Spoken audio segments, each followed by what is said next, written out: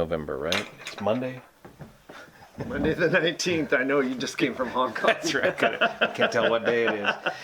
It's Monday the 19th of November. My name's Juan Brown. You're watching the Blanco Lirio channel, and here today we have very special guest, Dean Strait, one of the nurses that have worked to evacuate all of the patients from the Feather River Hospital during the recent campfire that leveled the town of Paradise. Thanks for being here, Dean. You bet. Thank you for reaching out to tell your story. He's got a heck of a lot to tell us here. There's a lot of good information, a lot to learn from, so listen up. Now, Dean, obviously your house survived because you were pretty far away, south of Oroville, right here. Right, we are about 20 miles as the crow flies. But you're no stranger to wildfire here. You had that big wildfire here recently. Right, that's whose correct. name we can't remember. Right, last year, right.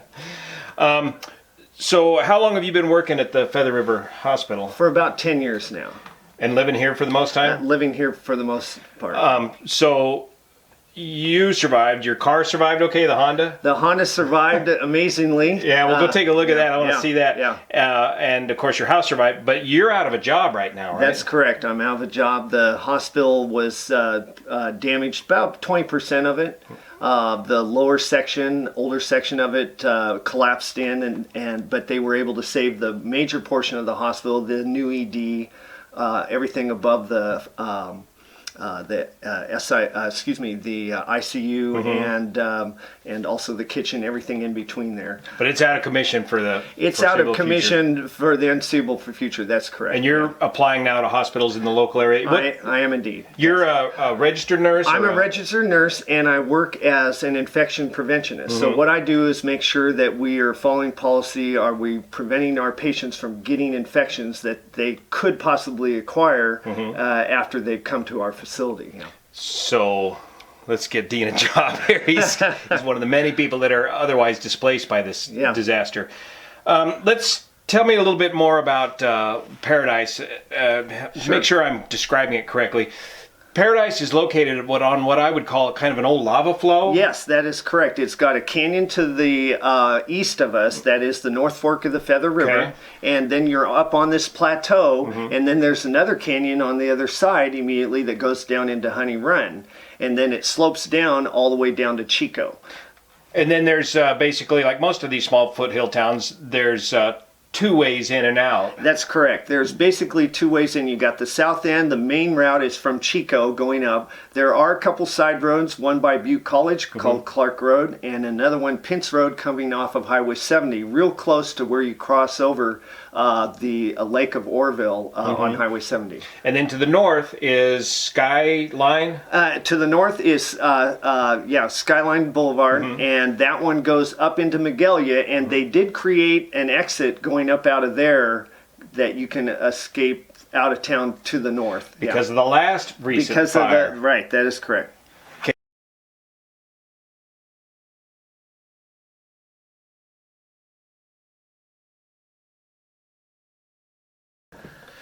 So 2008 was the previous big fire. Right, and evacuation for the hospital. And that was a westerly fire that came up from? Yes, that fire, I believe it was it was coming from the east, and it was marching kind of like an army, and they could see it coming, so they had time to evacuate the hospital. And the fire department actually was able to get it put out right near the bottom of the canyon, so it never actually came up the canyon and entered the campus. So it was coming from the same direction as this fire, you're saying? I'm thinking so, but I didn't start work there until about 5 months after that. Oh, okay. Yeah. So the hospital is no stranger to these evacuation procedures.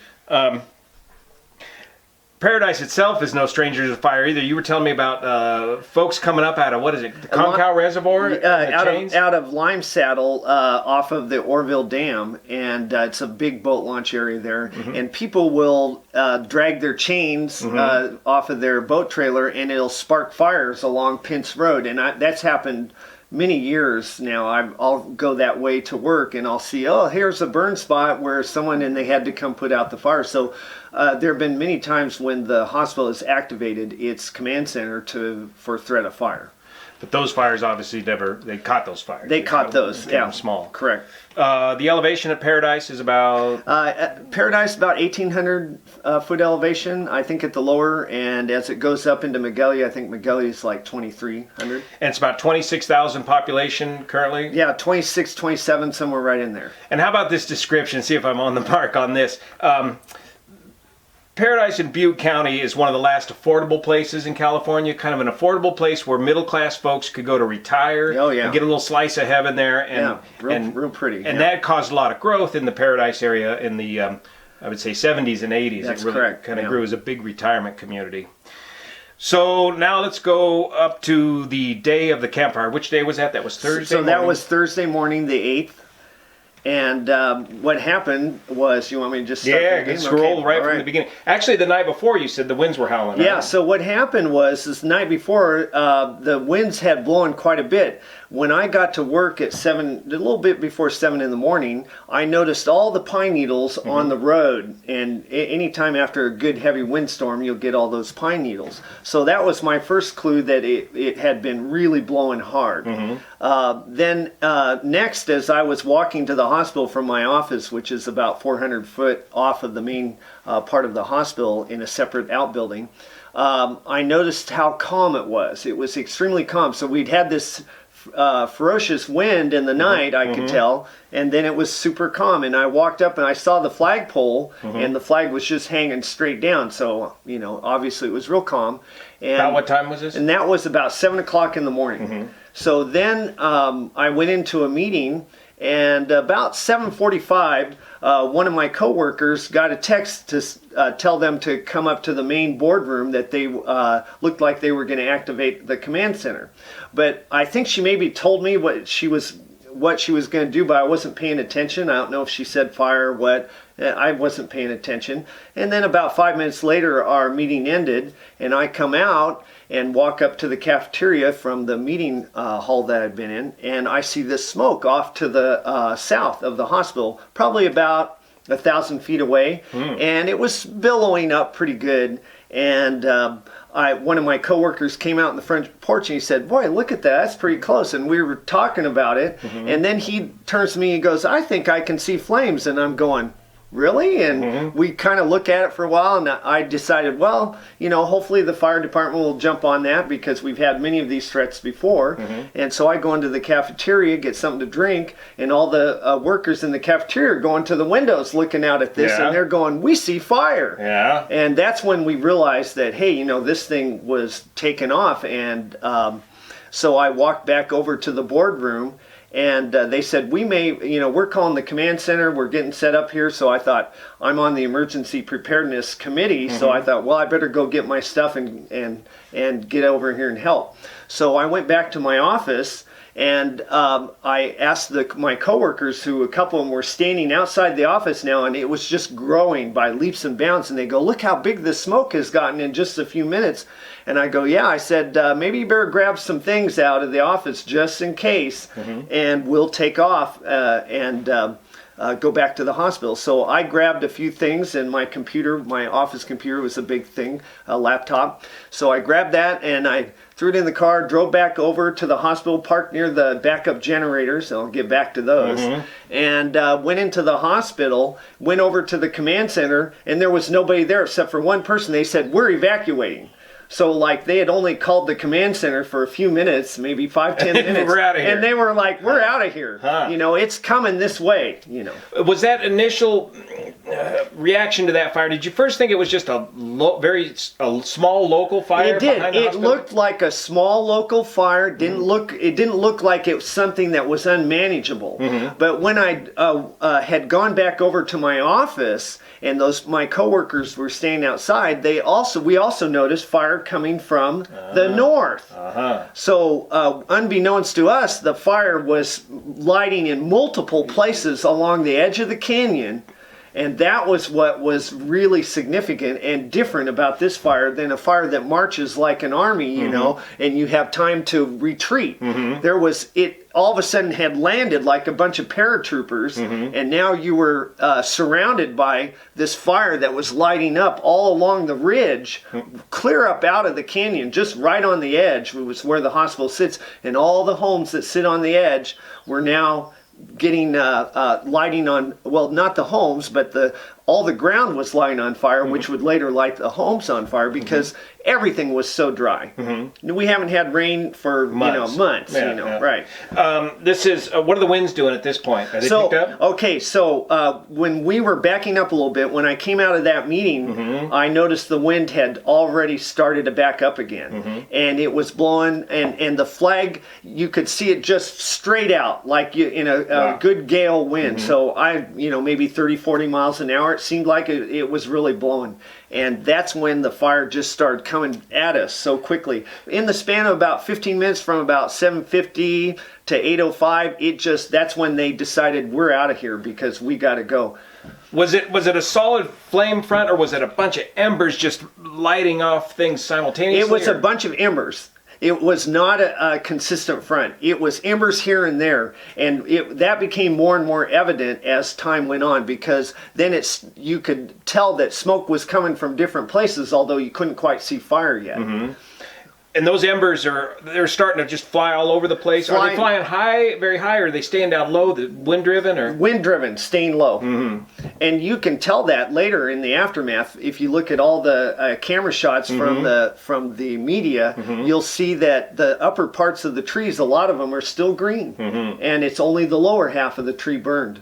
So that's how this thing is spreading, and it's as you described it, it's kind of exploding all around you. It's from exploding. These embers. Yeah, from the embers. It was like someone threw a grenade, and everything where shrapnel landed, it was exploding onto fire. And that's what it appeared. And then that became more apparent as we were evacuating the patients, because the sky started to glow orange and red, and it just took off so rapidly that by the time an hour went by, it was already too late to escape down either north or south on Pins Road. That was what was so surprising, is we went through this. Once I got back into the hospital, and they said we're evacuating, I, being a nurse and trained in transporting patients, knew that, hey, we got to get these patients out of here. So I ran down to the surgical unit and grabbed the first patient coming down the hallway with someone else pushing them, and we grabbed the bed together and we took it over to the ED. Then that was our staging area under the ambulance bay where we could... What's the ED? Oh, the emergency department. Okay. Yeah. So we went, we took all of our patients and funneled them through the emergency department so that we could supposedly load them up in ambulances. Right. But unfortunately, there were no ambulances that ever arrived, and I don't know what the reason was. There were two that finally did arrive, but right at the very end, when we had just a couple patients left, which worked out really good, and we put the last two patients in there. But and those are your more critical ones that needed oxygen. The last ones, intubated. You know, they had medications. They had to have nurses and paramedics go with them to support their life. So bagging the patient, breathing for them. So we were forced to bring our staff cars up and start loading patients into staff cars, and that is very difficult. 'Cause you gotta get them in upright seats. You gotta get them in upright seats out of a bed, and some of them have to remain lying down or recline back, so you had to try and figure out how to put pillows behind them, or try and put them sideways in the seat and recline. You know, it was all sorts of very difficult things, or put them in the front seat and lay it down. You know, there were a lot of difficulties, and that's, you know, trying to do that in a narrow car door. It's very tough, and like I said in my post, very bad, hard on the back. But so anyway, but we were just going as quick as we could, and I mean, we had all the staff in the hospital were just working together to bring those patients out, and we were able to evacuate them one by one into cars as we pulled them up, and then we would send them out, and they would take off down the hill in the hopes that they could make it either to Oroville or to Chico. And they're going the south route. They're going the south route out of town. Well, and that is probably more south if you're going towards Oroville, and more west if you're going to Chico. So, but you do have to go through town if you're going to go down to Chico, which would either be Billy Road or Pearson. And those are where the fires were starting to light up as well. So the routes to escape from the hospital were rapidly coming on fire, and by about 8:30 they were becoming almost impassable. And so now people were forced to either find a new route, to turn around and find a different route, and some of them did, but ended up getting stuck in the parking lot of Kmart because it was unsafe to go forward anymore trying to make it to Chico. And so the fire department actually watered them down there and protected them in the parking lot of Kmart. And that's where a lot of our patients ended up until later in the day, when the fire had passed, that they were able to escort them down to Chico. So they stayed in the cars in the Kmart parking lot? Yes, there were a number of our patients that ended up that way. The ones that we first sent off, like from 8:05 till about 8:30, they were able to get through pretty easily. And the traffic was flowing And the traffic was flowing okay, but then it started to gridlock from about 8:30 on because the fire became so intense all around us, and I think a lot of people were afraid to drive through it, or the smoke was too bad, they couldn't see the road. A lot of reasons for them to slow down or come to a stop, and that's where it got really bad. Bottleneck, right. How many patients you think total? Okay, so total, we had a total of somewhere around 67, give or take, patients that were actual inpatients. We had a number of them that were in surgery at the time, so we had to recover those. And then we had a number of patients that were actually not admitted, but in the ED, you know, as in the emergency department of the, and we have about, 16 to 20 some odd rooms in the ED department. So I don't know if they were full or half full in the ED that morning, but we had to evacuate them as well.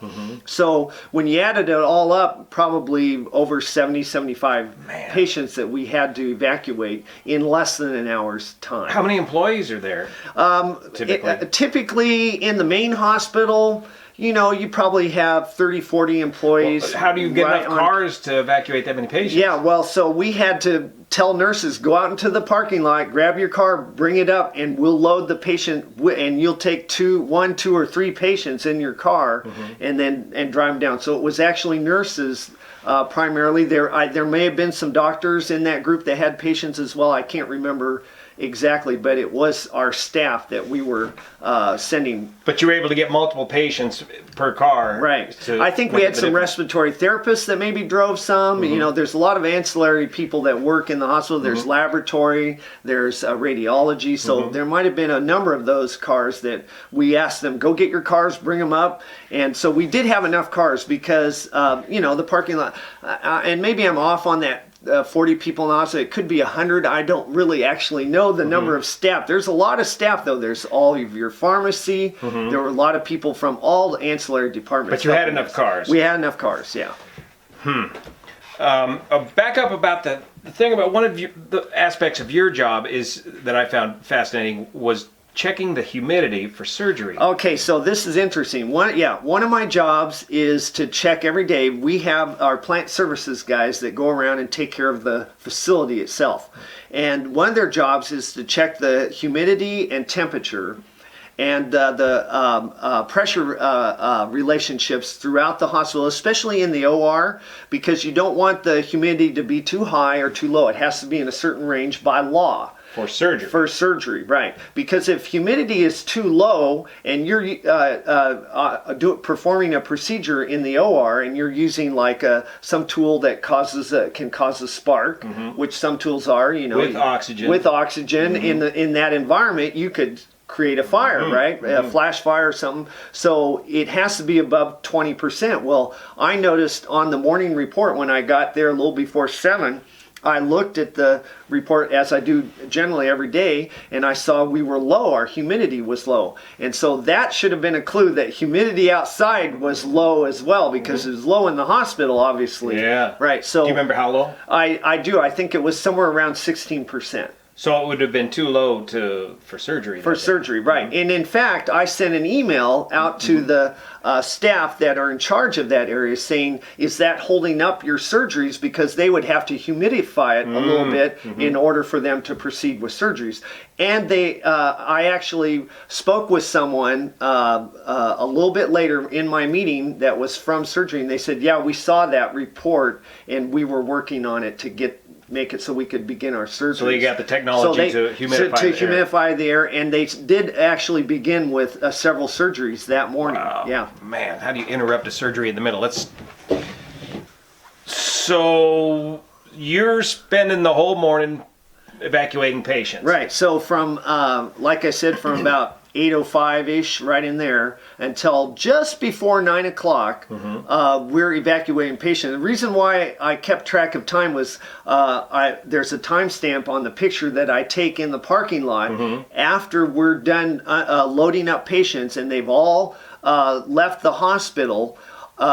I go out to my car because we all look at each other. All the staff are standing there, the doctors, the nurses, respiratory therapists, pharmacy, everyone's standing there because we've been evacuating the hospital of staff as we bring all the patients out. So we're the last group of people left right there in the ambulance bay and just inside the emergency department doors. And we all look at each other and say, okay, it's time for us to go now. We got everyone to safety. Now it's time to get out of town. So we start walking out to our cars, and I snapshot a 5-second, little video. That video we see on Facebook. That you saw on Facebook that's too short. It's like, whoa, we better miss it.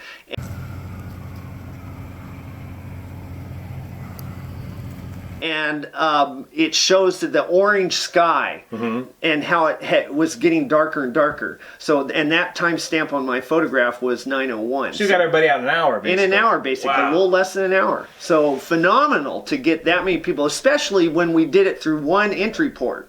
Yeah. Maybe in hindsight we should have picked 2 exit ports so that we could have gotten them out a little quicker. So, but that's hindsight. But we did get them all safely into cars. And with oxygen, some of them had catheters, had all sorts of things that you need, to monitor and keep them going. And a lot of technical stuff, even pumps and stuff like that people had to be on. We were able to get them all loaded. And then at the very end, into 2 ambulances, one of which you see burned up on the way. And that's another story. So you did have a couple ambulances show up at the end. Finally at the very end, right. But at that time, the first responders that got there were primarily sheriff's cars and CHP. I didn't actually see any fire department trucks there. I think they were all busy trying to get people out of their homes primarily. I think maybe that's what they're doing. I don't know for sure though. At any point did you think, as you're all standing there, are you thinking maybe we should stay here, or was it pretty clear in your mind we got to get out too? It was pretty clear in our minds that we had to go. In retrospect, it might have been wise to stay and shelter in place. So, but all those first responders were there, and they were like, let's get out of here. And so we kind of all went together, and it was kind of a group decision, let's go. And so we all headed for our separate cars, and that was kind of problematic too, because now you're putting more cars on the road in a traffic jam where it's gridlock, and it probably would have been wiser. Well, some people did double up in cars, but that was problematic because there were so many cars now on the road, not from the hospital, but from all the other in general, the people fleeing their homes in desperation, trying to get out of the harm's way. And at one point you ask a first responder, what you ask him? Right, so here's what happened. So I get in my car, and I'm in the parking lot, and I shoot this photograph, and then I look at the line of cars going out of the parking lot, and nobody's moving. And at the very corner of the parking lot where you pull out and you enter the street was a first responder's car. So I got out of my car and I ran up to him and I said, "Which way do we go? And why isn't the traffic moving?" Because we're the fire's all around us. We want to get out. And he goes, "I don't know." He goes, "Nothing's moving." So he didn't have the information to which way we should go. So so I ran back, got in my car, and I pulled to the back of the line, the very last car out of there's a road that fronts the main hospital, which is Pence Road, and then there's some ancillary roads that come into our campus of the hospital. So I was on one of those roads at the very last car. Other of the staff were taking other exits. We have 3 exits out of the hospital. But they all lead basically to the same all spot. to the same spot, yeah. And so I got in line, and that's when from my Facebook where I start to think about what's going on, and I start adding things up in my mind, and I'm feeling the fire, I'm hearing all these sounds, and I start to panic. Yeah. And I've only panicked one other time in my life that I actually remember, and that was when I was in a caving, and I went through a tight spot and I got stuck. And so that feeling came over me, and I was like, that's not good. And I go, if this fire overtakes us, you know, we could burn up in our cars, you know, the smoke inhalation. So at that point, I backed up into the parking lot again and got out of my car, and I ran to the other exit of the hospital, and there was a first responder up there, and I don't know if it was CHP or if it was sheriff, it was somebody. And they were in a uniform, and I ran up to them. I said, which way should we go? I said, why isn't it moving? And he said, again, and this is a different guy, and he didn't know either. Obviously, they had, so, it was because, it wasn't their fault, it was because there was just fire everywhere now. It was totally surrounding. And gridlock everywhere. So now this fire is overtaking the campus, and I'm in the parking lot, and I'm standing there, and you'll see from the video of this guy that was parked in the parking lot that marble-sized embers are starting to land, and you're seeing the flame, the fire of them landing everywhere, and some of them are blowing, and some of them are swirling around, and so that's disconcerting in my mind. And then the smoke, it's getting darker. It's like midnight now. The automatic lights of the parking lot come on, and you can see the smoke going, through the parking lot as these lights are filtering it. And I'm like, boy, it's getting darker. And then you start hearing the explosions of all the homes around and the propane tanks going on. So it's like we're in the middle of a World War II movie, and it's bombs going off. And so all that came up in my mind. And then, of course, I used to work on a burn unit, and that's one of the most devastating things to take care of. I've taken care of firefighters and other responders that have gotten burned, and citizens that are burned. And, it's a very painful thing. It's a very painful process. Their nerve endings are exposed. And so you have to give them a lot of pain medication. You have to do these very complicated dressing changes.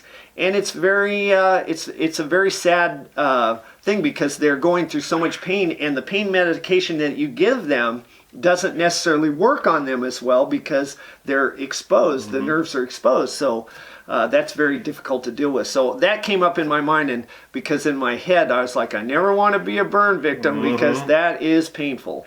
So that all went through my head, and I'm like, we have got to get out of here. And that's why when the thought of, hey, why don't you go to the helipad and just hunker down there and you'll be safe there, which in retrospect we would have been, I threw that option right out the window because of the whole all things put together at once that was going through my head. Back at the helipad, was that burning around it, or had it already? Was it in the black, or was it at that time? Or so around the helipad is a big grassy field, and it's green grass or dead grass? All dead grass, all dead grass.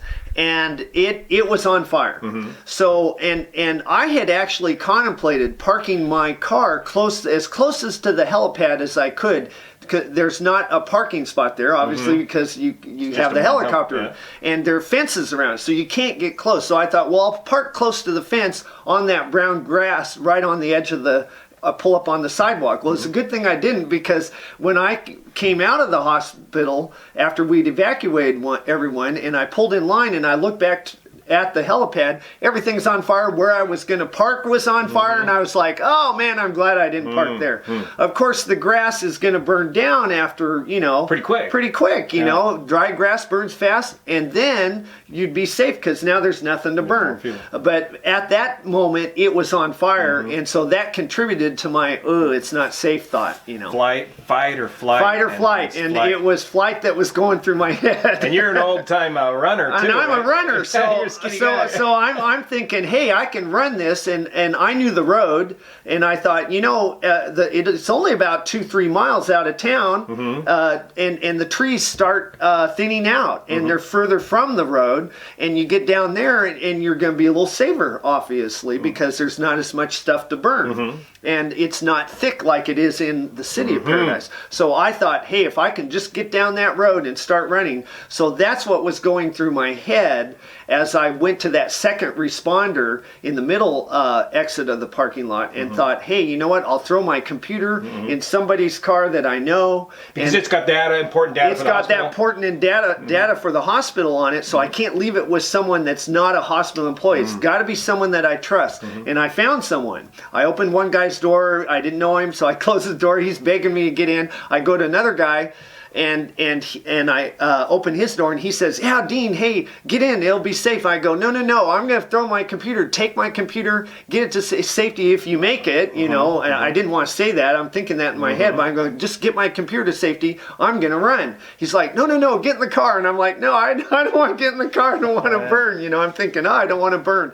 So I go out to the street, talk to the officer there. He says, we don't know which way to go. And I look down, and it's an inferno.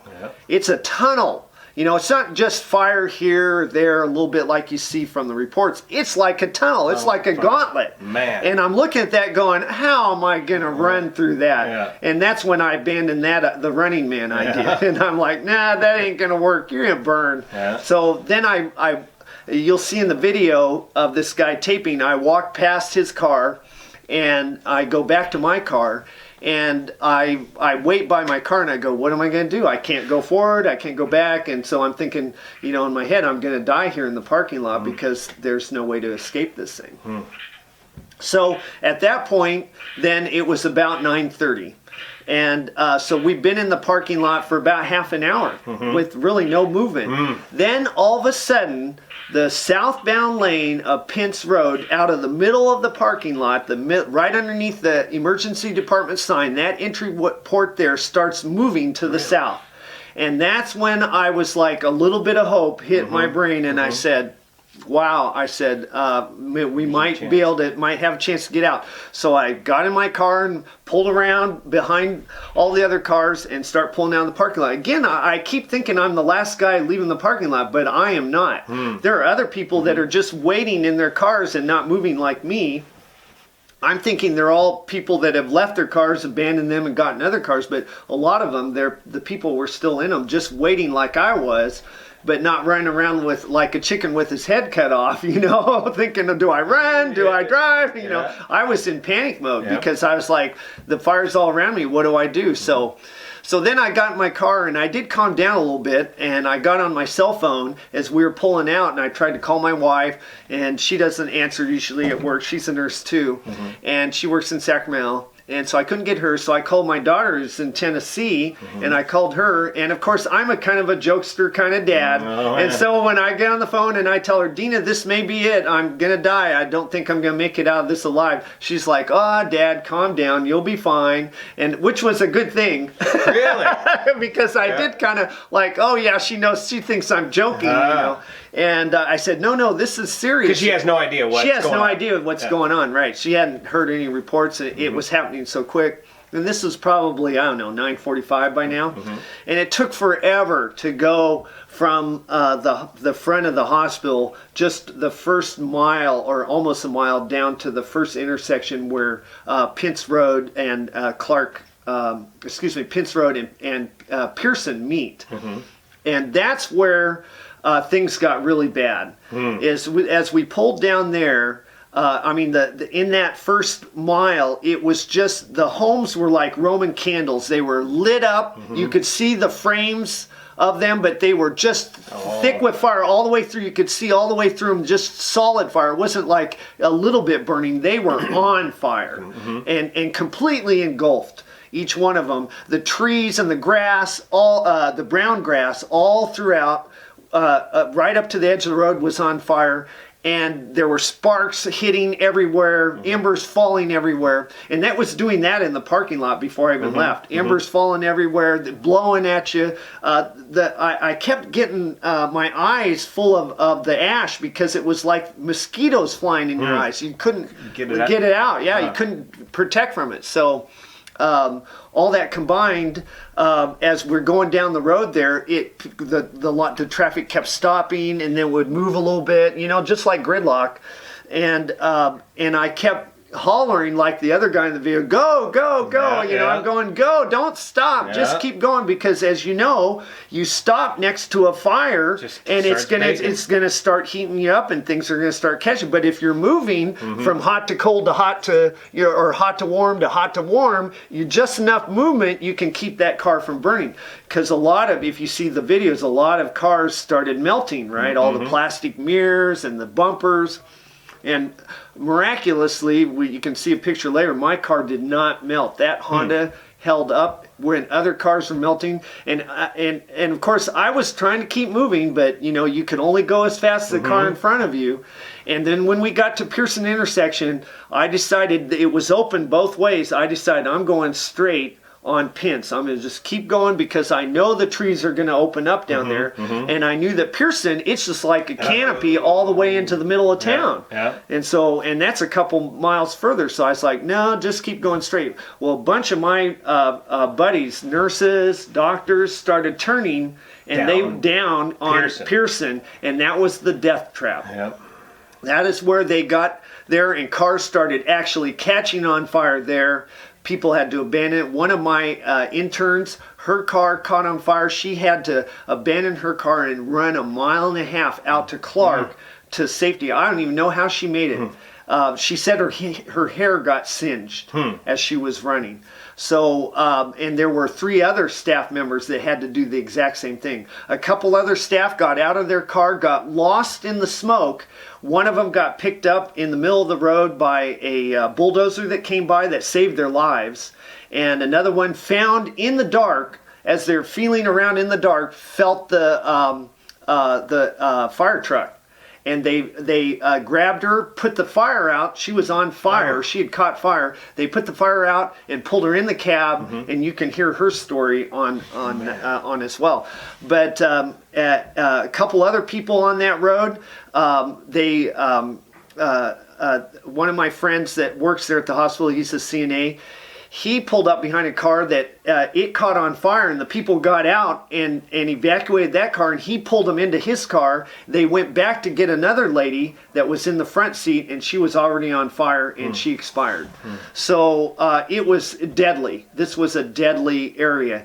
My other friends ended up following the bulldozer. He circled around, made a circle, protected them so they could turn around, and then took them back and led them back to the hospital. And that's where you'll see pictures later of staff and patients at the hospital after 9:30, and the sky's a little bit clearer because they were forced back to the parking lot, which now is a little bit safer because all the planters that were coming on fire all around me that freaked me out have burned out. And it's actually now safe around the helipad. And that's where you see pictures of nurses and doctors and staff with a few patients, and most of those patients were patients that came from the community seeking help. They weren't our patients because we had already sent ours out. So these were new people that were coming in.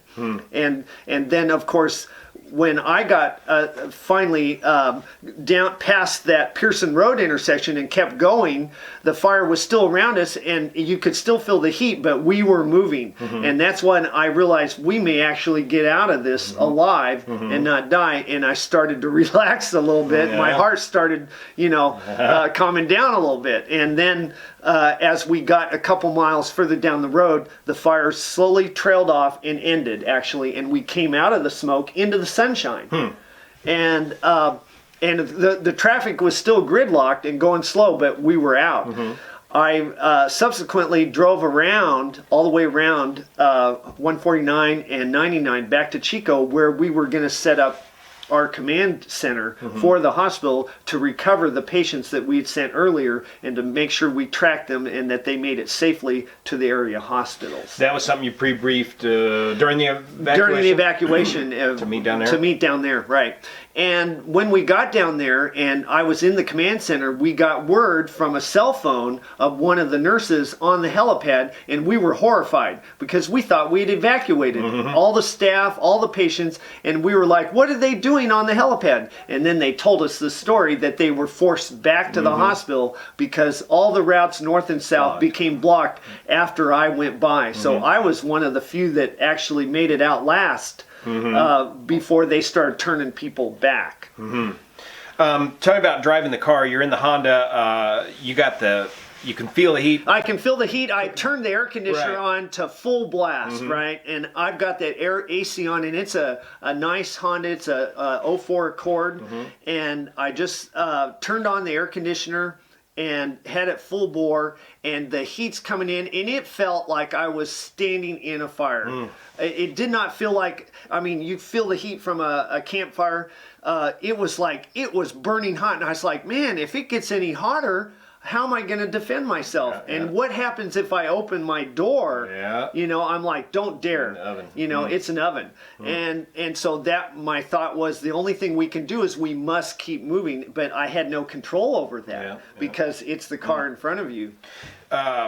Minor question. Do you remember, was your air conditioner on recirculate or fresh air? I put it on recirculate. Good. I did. Yeah. I had you thought about I that. had the presence of mind in my panic mode to, I want to make sure I'm not breathing in smoke. You go to my car right now and open the door, it smells like smoke in there.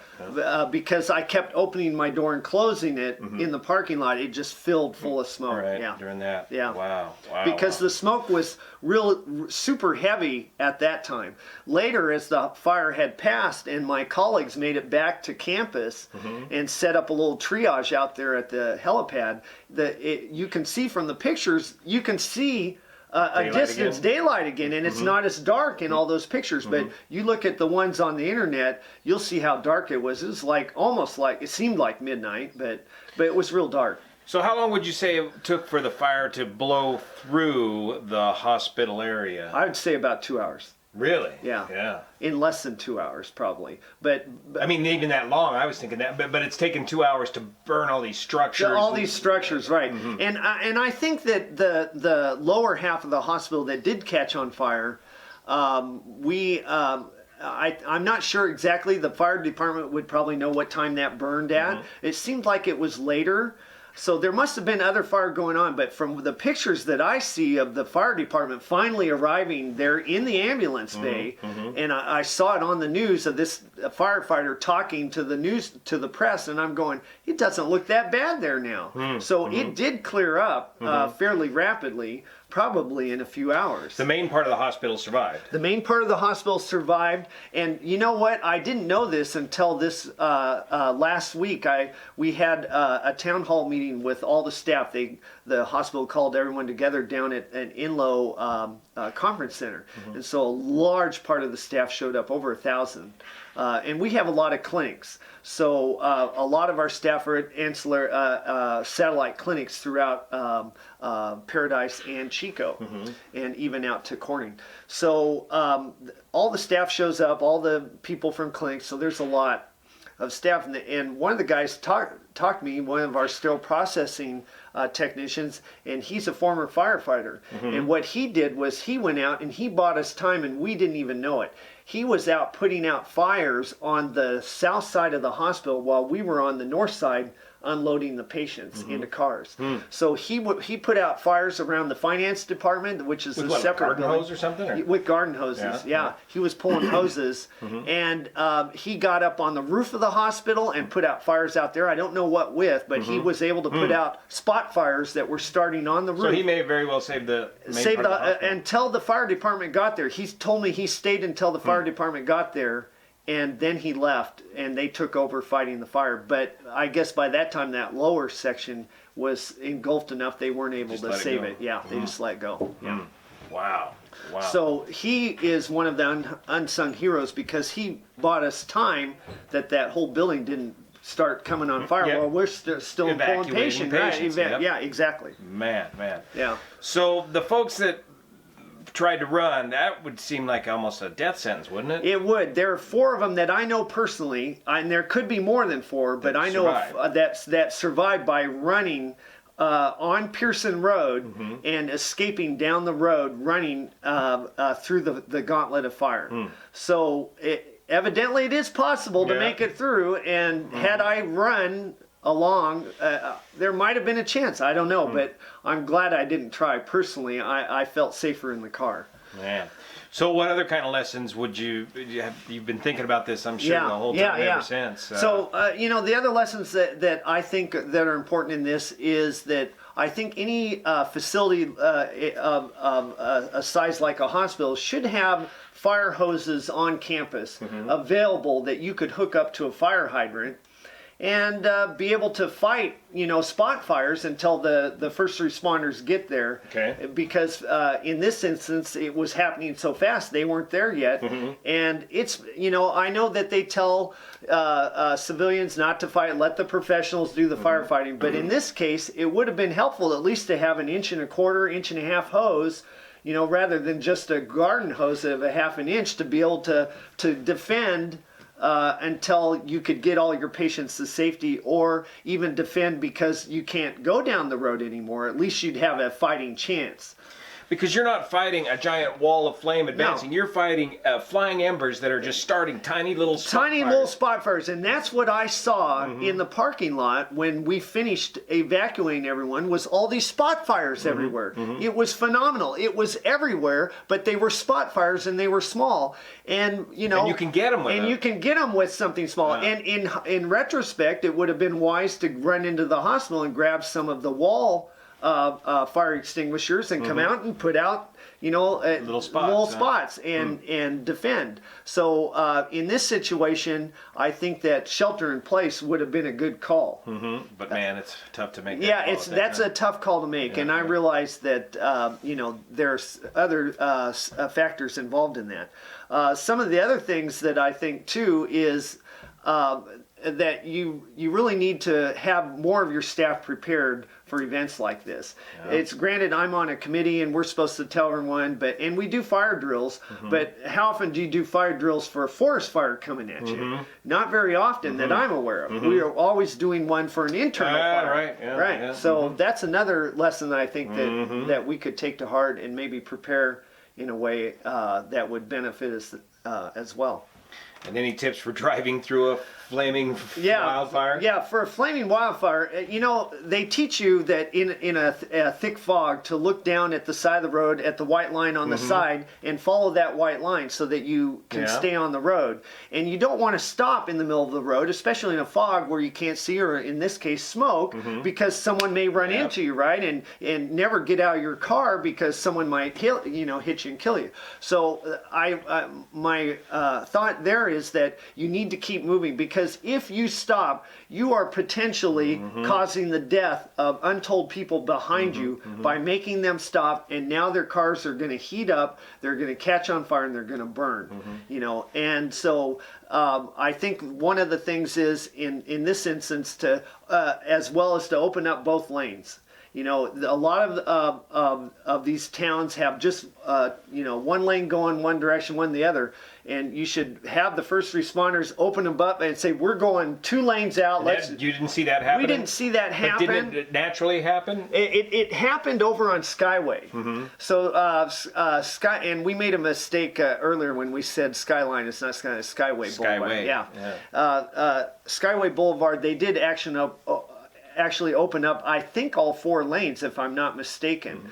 And that was a wise thing, because you got this bottleneck of people in the city, and they got to go down, and to get out. So, of course, you have first responders that need that other lane. So that's another thing that I don't know if that would work if you've got a 2-lane. Because you did have responders come ripping We up did have responders coming in, and they do need that lane. But boy, let me tell you, it was such a traffic jam, and it half an hour of waiting and no movement. That's that's I think one of the contributing factors why so many people ended up dying in their cars is because they couldn't move. Yep. And what do you do when it's so hot? You get out of the car, it's hot in there, but how hot is it when you get out of the car? Yep. Yeah. Wow. Wow. So a lot of traumatic things that occurred, but I think that in retrospect we can learn a lot from this and move forward to prepare. Perhaps having a siren.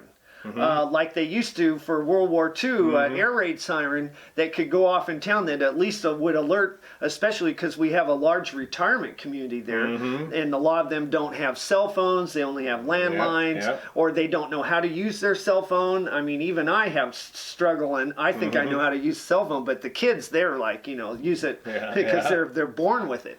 But these older people, they don't know, and so you might not be able to get an alert to them that, hey, there's a fire. Oh, well, I need to evacuate. So if you had a siren to go off throughout town that alerted you, hey, it's time to do something, evacuate or whatever, I think that would be beneficial too, especially for towns that are heavily forested like Paradise was. Let's go check out your old Honda. Yeah, all right.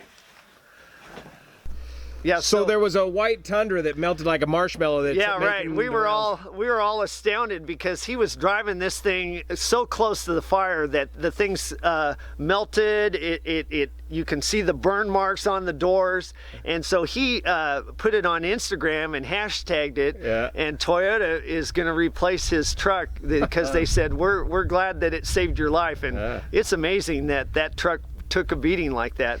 And he evacuated from the fire. Did he go back into the fire and evacuate folks? Or? What happened is after we left the hospital, he turned down on Pearson and got caught in that firestorm that was far worse than on Pence, and ended up having to turn around and come back to the hospital.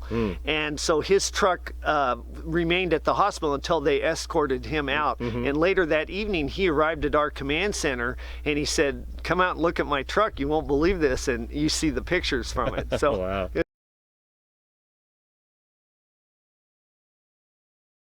It's pretty amazing. But here's my Honda, and it made it through the fire, and I was surprised that this thing did not melt. I can tell of hardly any damage on it at all. As far as I know, there's no damage to this Honda, and it was heating up inside the car so hot.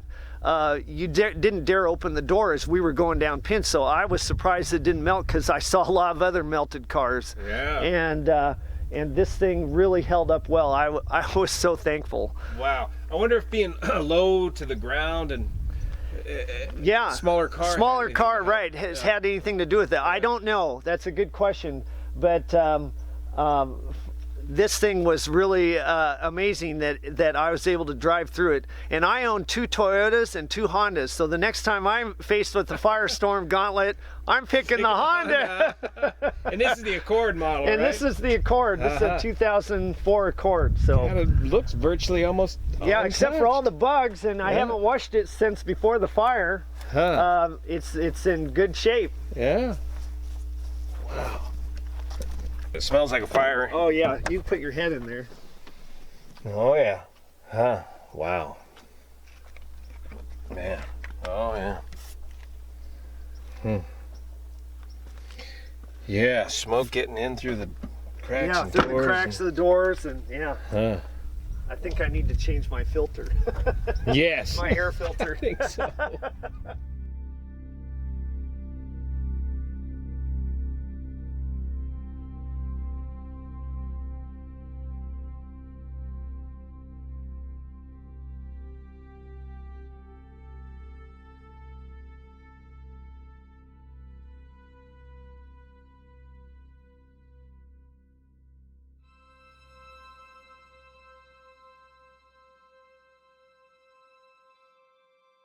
Well, I'm just thankful to be here on my property with my mandarin orchard, and I'm still alive after that horrific fire. So kudos to those first responders for helping us out.